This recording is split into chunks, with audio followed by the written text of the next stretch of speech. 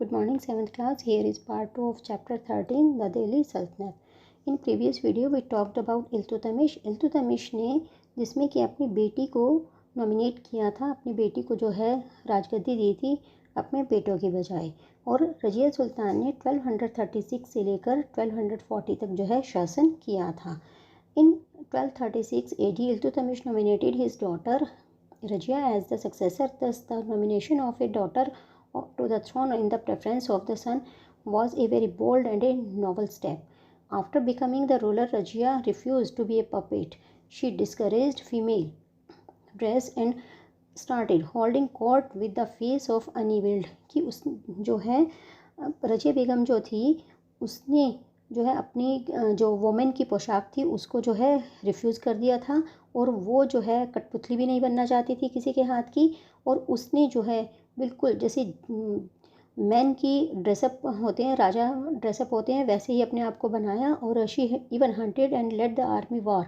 However she faced a lot of opposition from the Turkish nobles who didn't approve of her independence way. One important chronicler of the period, Sirazi, afflicted the discomfort having a woman as a ruler of her accounts.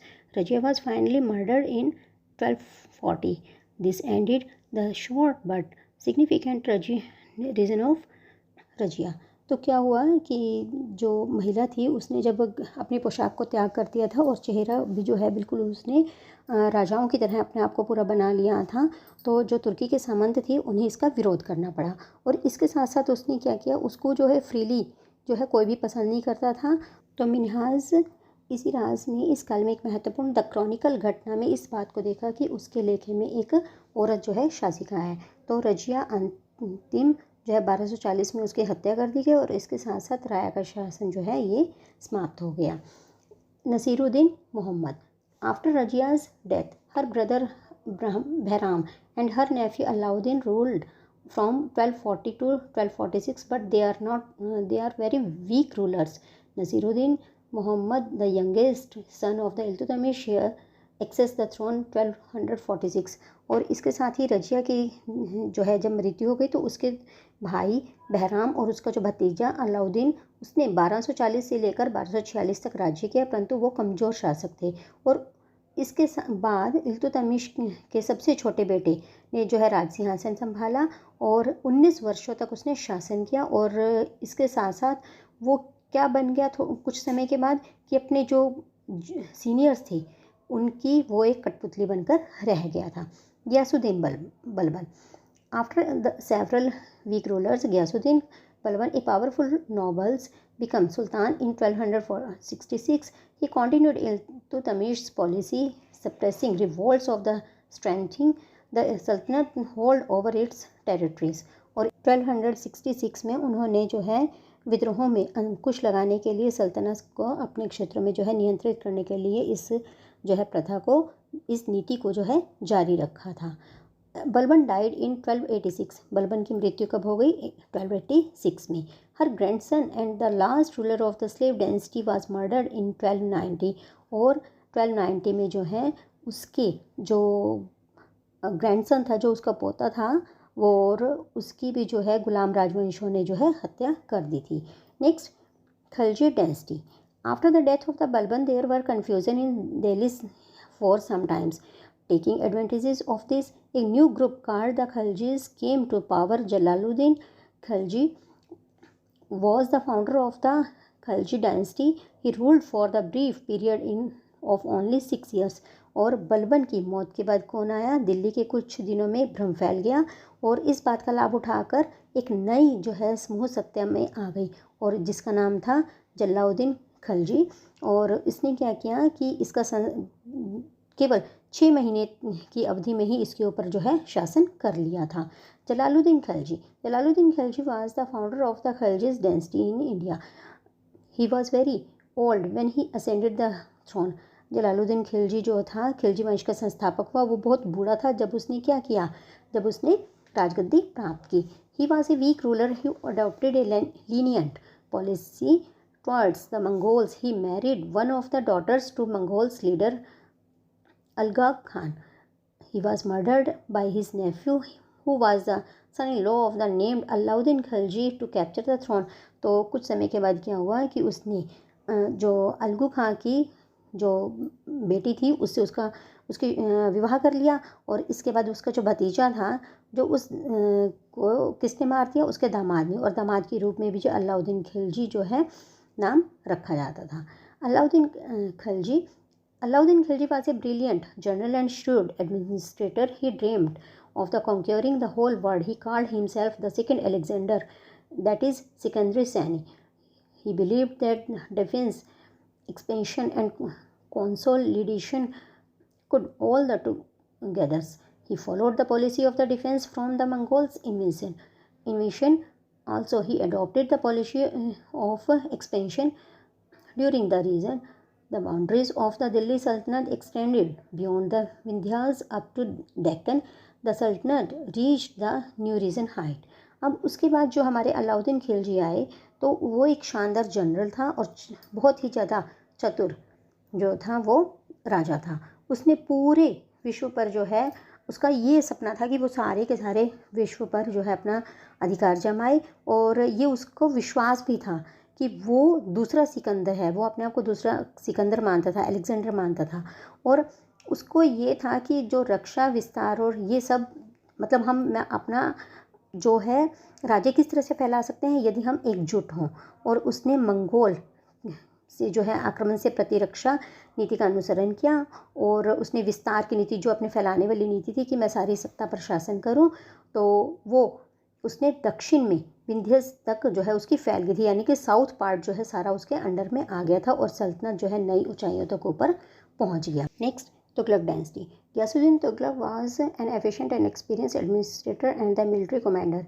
He liberalized various harsh measures imposed by the Alauddin Khilji and restored peace and order in her kingdom. He built the fortified cities in the Tughlaqabad in Delhi. He died in the accident of the in 1325।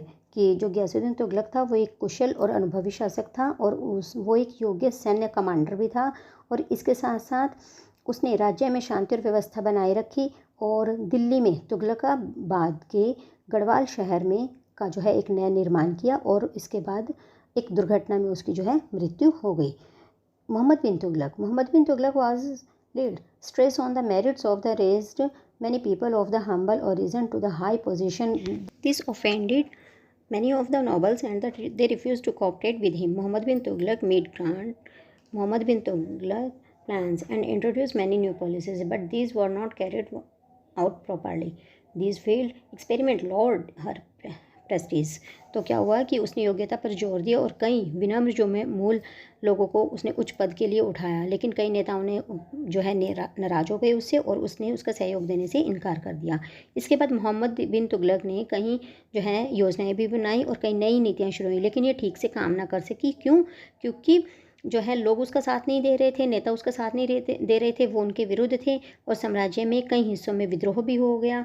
तो इससे क्या हुआ कि he shifted his capital from Delhi to Devagiri in 1327 AD, और 1327 में उसने अपनी राजधानी दिल्ली से वो देवगिरी की तरफ ले गया। तो most historians believe that there were 2 reasons for it. उन्होंने कहा कि जो भी अधिकांश इतिहासकार थे उन्होंने बोला कि इसके 2 कारण थे।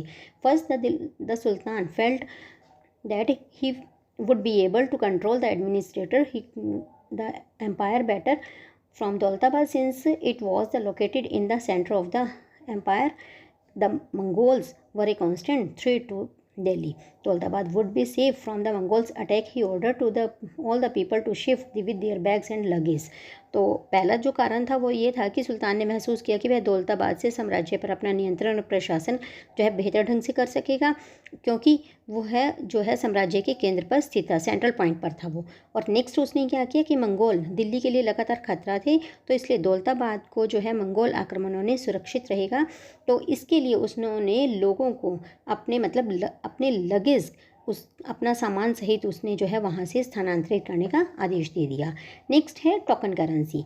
The introduction of the token currency was the second project in order to cover the shortage of the silver. Token currency was introduced, which was made of the bronze copper, since the rights of the mint of the coins were not reserved. Every household started maintaining coins.